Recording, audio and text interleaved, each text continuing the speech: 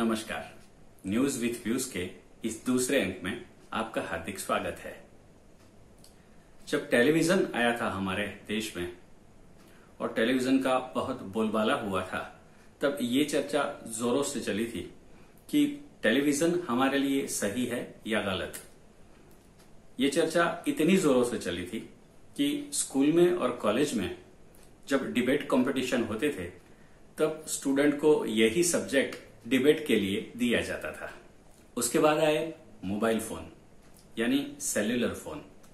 Mobile phone का बोलबाला होने के बाद भी यही चर्चा सामने आई कि क्या मोबाइल फोन हमारे लिए सही है या गलत, क्योंकि काफी लोग मोबाइल फोन के एडिक्टेड हो गए थे, जैसे पहले टेलीविजन के एडिक्टेड हो गए थे।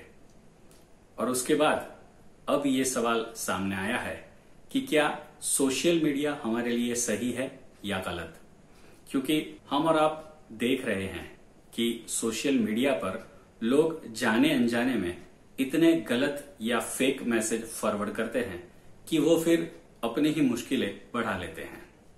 आज कोरोना का दौर चल रहा है, लोग वैसे भी डिस्टर्ब है और लॉकडाउन के कारण लोग मानसिक रूप से डरे हुए या त्रस्त हैं। इन हालात में फेक मैसेजेस का फॉरवर्ड होना, हमारे या आपके तक पहुंचना कितना खतरनाक साबित हो सकता है ये हम जानते हैं। लेकिन फिर भी जैसे ही कोई मैसेज लोगों के पास पहुंचता है तो वो उसे सच मानने लगते हैं और बिना सोचे, बिना समझे, बिना उस मैसेज की जांच किए वो उसे आगे फॉरवर्ड कर देते हैं। ये बहुत बुरी बात है। सरकार ने भी हिदायत दी है, सोशल मीडिया ने भी हिदायत दी है, लेकिन फिर भी न जाने क्यों लोग ऐसे मैसेज फॉरवर्ड करते ही जा रहे हैं। हमारे इसी रवैये की वजह से फेसबुक ने पहले 5 लोगों को मैसेज फॉरवर्ड करने की छूट दी थी, लेकिन अब एक ही इंसान को आप ये मैसेज फॉरवर्ड कर सकते हैं। लेकिन फिर भी लोग इतने ज्यादा ये मैसेज फैला रहे हैं कि लाखों लोगों तक ये मैसेज दिन भर में पहुंच जाते हैं। पता नहीं क्यों, लेकिन सोशल मीडिया पर आए हुए मैसेज को लोग सच मान लेते हैं। ऐसा ही एक फेक न्यूज आजकल सोशल मीडिया में वायरल हुआ है और ये मैसेज आया है जापान के नोबेल पुरस्कार विजेता साइंटिस्ट तासुकु होंजो के नाम से। इस मैसेज में बताया गया है कि तासुकु होंजो ने दावा किया है कि कोरोना वायरस जो है वो चीन के लैब में बनाया गया है। उन्होंने ये भी दावा किया है कि वो खुद वुहान के लैब में 4 साल तक काम करते थे और अगर उनका ये दावा गलत निकले तो सरकार उनका नोबेल पुरस्कार वापस ले सकती है।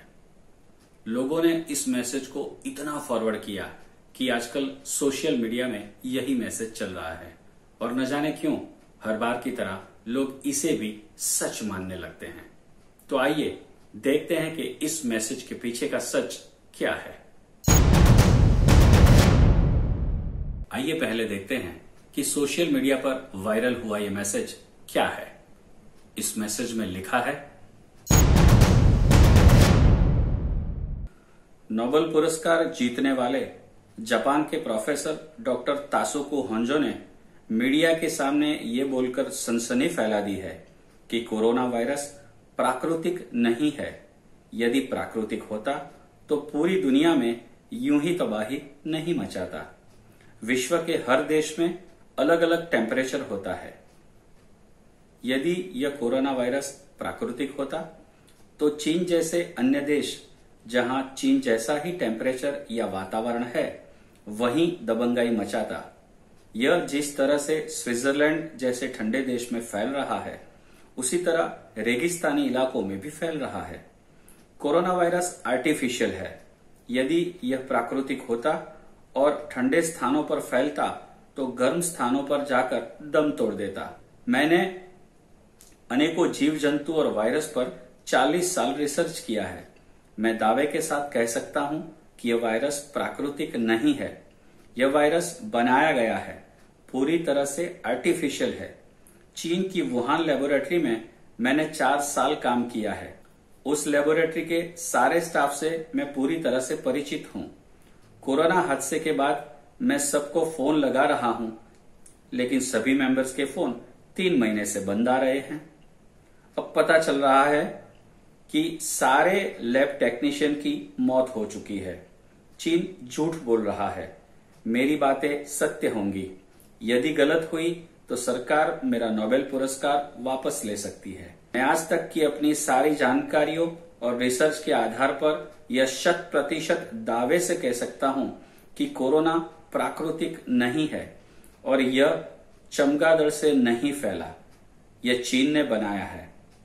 जो मैं आज बोल रहा हूं, यदि ये बात आज या मेरे मरने के बाद भी झूठी हो तो मेरा नोबेल पुरस्कार सरकार वापस ले सकती है। परंतु एक बार मैं फिर कह रहा हूं कि चीन झूठ बोल रहा है और सच्चाई एक न एक दिन सबके सामने आएगी। ये मैसेज सामने आते ही हड़कंप मच गया है। 2 दिनों से ये मैसेज सोशल मीडिया पर धूम मचा रहा है और लोग न जाने क्यों इसको सही मान रहे हैं। लेकिन हम आपको बता दें कि ये मैसेज पूरी तरह से फेक है। जी हां, ये मैसेज सच नहीं है, पूरी तरह से गलत है। क्योंकि हमने नोबेल प्राइज की ऑफिशियल वेबसाइट nobelprize.org पर जाकर तासुको होंजो की पूरी प्रोफाइल देखी है। वहां कहीं पर भी ऐसा नहीं बताया गया कि होंजो जो है वो वुहान की कोई लैब में काम करते थे। तो उन्होंने वुहान की लैब में काम नहीं किया है और ना ही वो वुहान की लैब में किसी को जानते हैं। तो उनका जो दावा मैसेज में बताया गया है कि लैब के अलग अलग लोगों को मैंने फोन किया और वो फोन उठा नहीं रहे हैं और अब मुझे पता चला 3 महीने के बाद कि वो लोग मर चुके हैं, ये बात सरासर गलत है। तासुको होंजो का जन्म क्योटो जापान में हुआ है। Kyoto university institute of advance study की वेबसाइट भी ये बता रही है कि होंजो ने कभी भी वुहान या चाइना में काम नहीं किया है। होंजो ने यह दावा भी कभी नहीं किया है कि कोरोना वायरस चाइना की लैब में बनाया गया है और वो पूरी तरह से आर्टिफिशियल है। मतलब कि ये जो न्यूज है वो पूरी तरह से फेक है।